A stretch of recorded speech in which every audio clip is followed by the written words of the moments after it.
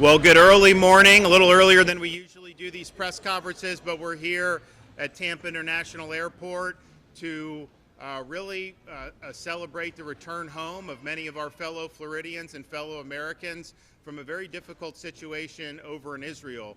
And this is not the first time that the state of Florida has led rescues in situations like this, but I will say, given what's happening over there, given that you have a barrage of missiles being launched by a very hostile regime into Israel, given that the airport's totally shut down, given that the neighboring areas aren't exactly easy to navigate, this was probably the most challenging and logistically difficult mission that the Florida Department of Emergency Management has done, certainly in my time, and I don't think there's been anything like it, but we've already been able to help effectuate over 1,500 people's exit from Israel. Those folks will end up going in a variety of places. We, of course, are bringing in plane loads of people. This flight that came in from Cyprus was, I think, was about 160 some people. Yes, sir. that came in. And the thing about it is, when you have these types of situations, Ben Gurion Airport's totally shut down. You have folks that are there. We have a lot of students that are visiting, that are studying. We have people that are on Israel Birthright program who are going to, for the first time in their lives, be able to see Israel and learn about their heritage. And then all of a sudden, to have this happen, you're really in no man's land. And so we understood there was need for help. It's interesting, when October 7th, 2023 happened, we launched the rescue flights. We brought back, probably close to 1,000 people. But that was kind of something that people didn't expect. Now with this, we had people reaching out to us saying, hey, you guys gonna do that again? And we did. We got involved in it very quickly, and were able to bring back, and people coming back very, very appreciative to just be back and be safe and sound. And it's just the type of thing where the danger, look, Iron Dome is great. It doesn't stop every rocket. That's just the reality. And there is damage being done in the state of Israel because of what Iran's doing. And so, but then you just have, we have young kids. It's tough to just deal with that situation, even apart from the danger. So everyone was really appreciative. And so I want to we have Kevin Guthrie from the Florida Division of Emergency Management here. We respond to a bunch of different things in the state of Florida, hurricanes being the number one, but we've also done things like do these rescues. We're doing all the immigration, huge tasks that fall on our emergency management team, and Kevin does a remarkable job doing that. We also have Andy Wilson, Gray Bull Rescue Foundation, so there are partners in helping to effectuate these rescues, and we've partnered with different groups over the years. Gray Bull basically had spun off of a group that we had worked with, and we have Andy Wilson here, but those guys did a great job. We're also joined by Layla Collins. She's the wife of our senator here in Tampa, Jay Collins. Jay's over there getting it done, and I think that you talk about somebody that's done a great job as a senator in Florida. He's got a tremendous record. He's also basically, almost like an action figure in terms of him springing into action, running into the fire, and helping folks in their time of need. So Jay and Gray Bull have worked very closely with Kevin and our team to do this. Look, this is not something that is easy to do. There's logistical challenges. It was not an easy voyage for these folks because they're having to get on a cruise ship, then they're having to wait in Cyprus, and then all the things that go in between that. Was difficult, and it's not as simple as just getting on a flight in Tampa and flying to Chicago, right? So there were a lot of logistical challenges, but they were able to do that. So this is the second plane load of folks that have now come in to Tampa. I want to thank Tampa Airport. Tampa was the place where we did the Israel rescue flights back in 2023. And they've worked very, very well with the state of Florida to be able to make this a seamless process. The reality is there's going to be more folks that are going to be rescued. This is an ongoing effort. I know that there's potentially some other states that may want to get in the game at this point. The reality is that there's definitely a need for more. I know we helped really get people out of Israel initially, which is important. I don't know when the Ben Gurion Airport's going to open up again, and it may not open up for some time. So there's going to be some need. So this is part of an ongoing effort for us to serve the people of the state of Florida. But I know that talking with parents who had kids over there, many of them are school-age kids, college-age kids, you're worried. I mean, it's a panic situation to see what's happening over there. Know your son or daughter is stuck potentially over there, but then to have the state of Florida really lead the effort to bring them back to safety. First of all, it's the right thing to do. But second of all, it just brings huge relief to so many families throughout the state of Florida. I mean, I was talking to some of these folks coming in, they're starting at Florida State on Monday or going to UF and all this other stuff. So this was really something that I think was very personal to a lot of people throughout our state. And I think people should be proud that you have a state that when they see a problem, when they see a challenging set of a challenging mission, that we don't shy away from it and pass the buck. We step up and we lead and we get the job done. So expect more of these to happen. And I don't know what's going to happen in terms of the length of this conflict, but I think that the people that are stuck over there, particularly our Florida students and Florida residents, probably don't want to be stuck over there and just have to wait out the balance of it, which is a shame because you're never going to see any history like you can see when you go to Israel. I mean, it's amazing. I mean, I was just, we were doing the aerospace stuff over in France, and, there's some historic stuff going back centuries, more history, much older country than the U.S., and we have some history here. I mean, I, used to represent St. Augustine. You go back, hundreds of years, but I mean, that's history that goes back thousands of years. It's really been the foundation for Western civilization. You wouldn't have it in the United States of America if you didn't have what happened there over many years. And so it's a unique place, and it's really something that I think of any place anyone goes that really is a inspirational, spiritual, even life-changing experience. I would say it's probably Israel in my judgment. And so, it's sad that they're not going to be able to experience that like they should. But I do think that there will come a time where they will be able to do that. All right, we're going to hear from Senator Collins. I also have Josh Hammer, who's a Florida resident. He was over there. He was part of the group that had been rescued, and he's going to say a few words as well. So, Kevin? Good morning. Thank you for being here with us this morning. Thank you, Governor, for your steadfast leadership as the governor was engaged in this from Paris. He was constantly talking to us and asking us, what's going on. And we're very, very happy that we have brought in the second flight this morning. Before I get into the prepared points, I'm just going to tell you, when we get into questions and answers, we are not going to talk at all about tactics, about how we're moving people inside of Israel and all that. For their safety, our safety, the team safety of Gray Bull Rescue, we will not talk about that. So I just want to make sure that you understand that from the very beginning. Florida is committed to protecting residents of the state no matter where in the world they are. In times of crisis, Floridians can count on the swift action and strong leadership of Governor DeSantis and the state emergency response team when we are called upon. Our emergency response infrastructure allows us to act decisively when crises occur, even when those crises are thousands of miles away. Under Governor DeSantis' leadership, the Florida Division of Emergency Management, alongside our state and private partners, in this case most notably the Florida Department of Transportation with Jared Perdue, as well as our contract vendors, have launched a coordinated operation to assist Floridians seeking to evacuate Israel amidst ongoing hostilities. Central to that is obviously Gray Bull Rescue that we have partnered with. We are excited to partner with them again. We have conducted 2 rescue flights and 1 cruise ship mission that have allowed fellow Floridians and Americans to reunite with their families. As of today, we have flown over 300 individuals, and we have put on a passenger ferry over 1,100 more and facilitated that.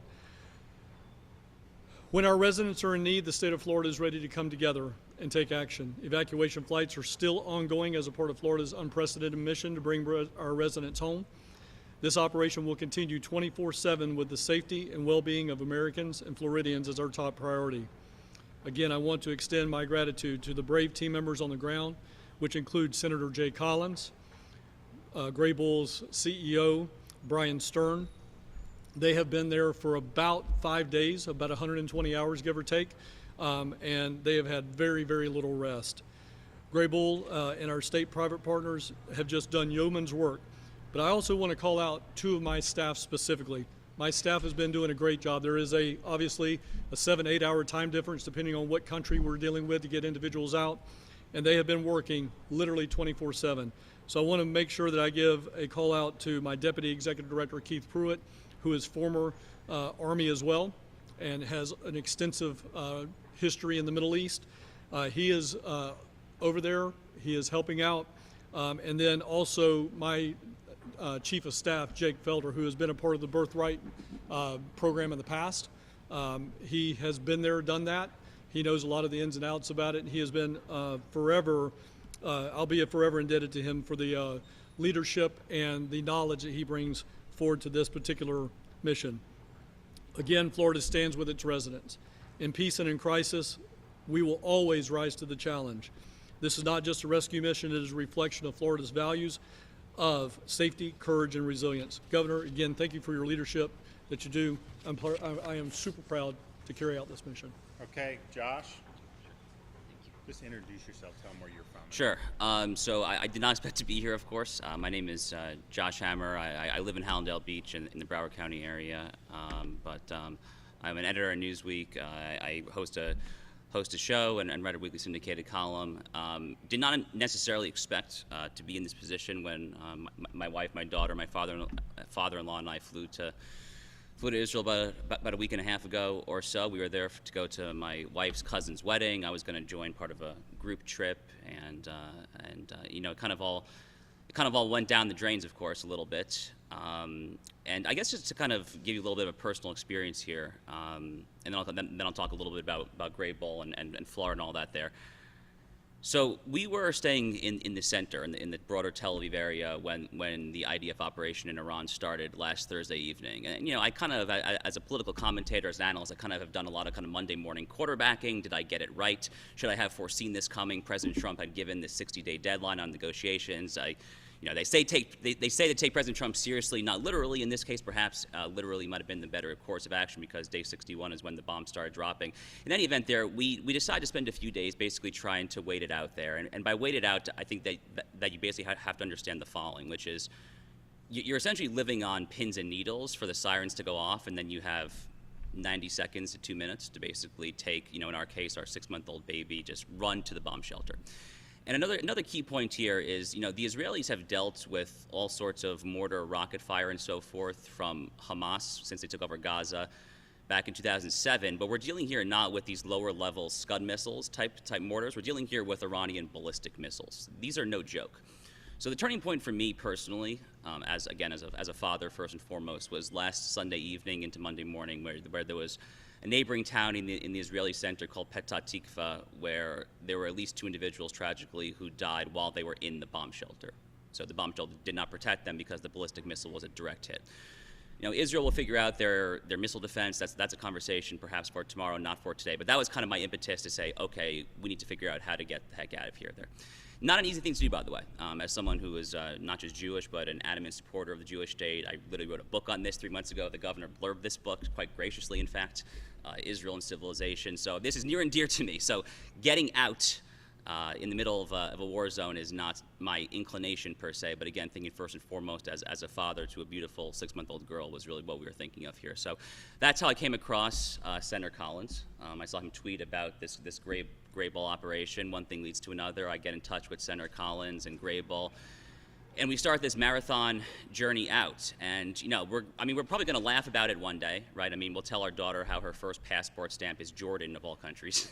I mean, Israel does not stamp your passport. That's the context here. So so we had to physically cross the Jordan, you know, not necessarily on anyone's bingo card, as you would say there, right? You know, unexpected night in Cyprus. We end up at a nice beach. I mean, the whole week has just been a total blur. I feel like I'm not even here right now physically. It's you know, thank God that the Jewish Sabbath starts tonight because we really desperately need that rest and that sleep. But I guess I would be remiss if I didn't emphasize here. God bless everyone here. Thank you guys so much. It's absolutely incredible that the state of Florida leads time and time again on these operations there. I have no idea why other states don't seem to kind of jump all in as well. But it's just yet another reminder that we are so blessed and privileged and honored to live in the greatest state in the country, the free state of Florida, and blessed to be governed by the greatest governor in this country, Governor Ron DeSantis, who is the greatest friend to the Jewish people and the Jewish state of Israel of any governor in this country, bar none, by far. So God bless you, Governor. God bless Senator Collins, who's become a friend, a wonderful, incredible man. You know, Senator Collins, the first word that I think of when I see him, actually, to borrow the loan word from Yiddish, is mensch. He's a genuine mensch, just a good man. This is a former Army Green Beret who just dives into the thick of it there to get us across the border, to do this, do that. Unbelievable stuff. So God bless this amazing state, and we're just really happy to be home safely. So thank you all very much. Well, we're going to continue the operations. I think everybody has worked really, really hard. This is something that when these operations began, we didn't necessarily know what was going to happen immediately, and you kind of go roll with the punches and react. But it was pretty clear that we need to be in the game, that there were people that needed our help, and our Florida citizens were there, and they needed to be rescued. So thanks to everybody involved. We'll have more to come. But you saw everybody how relieved they were when they were coming off that plane. I mean, that's just genuine appreciation for people, stepping up and caring about them. Okay, any questions? According to Grable, there could be as many as 6,000 people looking to evacuate by this weekend. Is it possible to safely and quickly evacuate that? We will, whatever is possible, we will likely be able to do. We always just find a way. Now, I think that it's not going to be probably all Floridians of that 6,000, and we're not, even though we're focused on bringing people back to Florida because that's our state, there are people on that. I mean, there was a family that had like 4 kids under 5, right, that were going back to, I think, New York or New Jersey. We're not going to turn somebody away as a fellow American. So our focus is on communicating with Floridians, getting them. But when there's other people that are our fellow countrymen, we're going to help that as well. So it's a Florida focus mission, but we're not going to be in a situation where we're telling somebody, well, you're not a Florida resident, so you do. And even the people, I bet you everyone on this plane who's not a Florida resident spends time in Florida. I can guarantee you that. Governor, do you have any idea how many Floridians are still? Well, we know what people have communicated with Kevin and DEM and Grable. Do you want to give that number? Or? It's changing every Yeah, it changes. It's a very, the situation's in flux. But we did get, so you had college students that were over there. We work with the universities, identify them, and so many of them have been brought home, others are en route. Then you had the folks, the young people that were on this Israel Birthright program. So generally students, high school, college age, I would say, is probably most likely, and a lot of those folks are in the mix as well. But it's a very fluid, dynamic situation.